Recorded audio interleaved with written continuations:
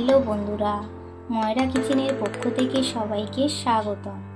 আজকের রেসিপি ঝিঙে আলু দিয়ে রুই মাছের ঝোল।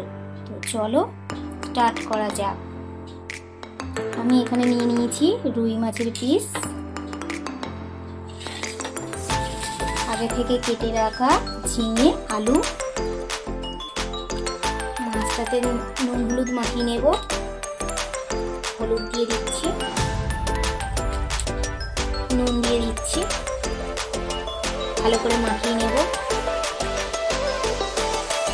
দেখো মাছগুলো রেডি করে নিয়েছি। চলো শুরু করা যাক।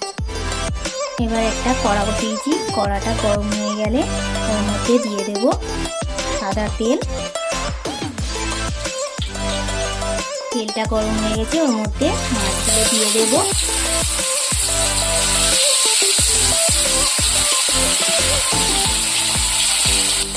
এইভাবে মাছগুলো এক এক করে ভেজে নেব। ওই তেলের মধ্যে দেব গোটা জিরে,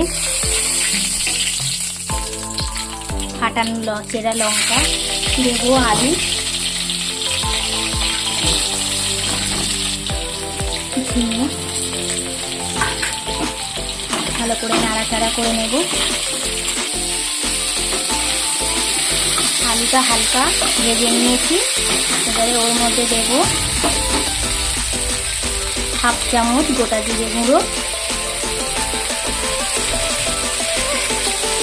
হাফ চামচ আদা বাটা, হলুদ গুঁড়ো, হাফ চামচ লঙ্কা গুঁড়ো, স্বাদ মতো নুন,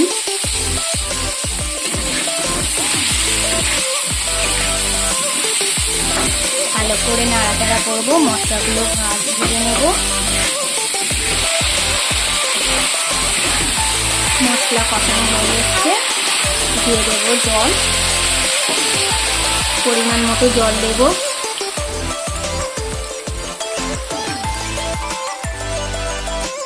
আবারও একটু নাড়াচাড়া করে নেব। এবার একটু ঢাকা দেব।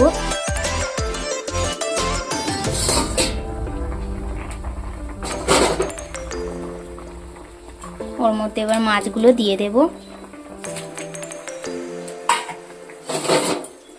আবারও নাড়াচাড়া করে নেব। আর কিছুক্ষণ ঢাকা দিয়ে রাখবো।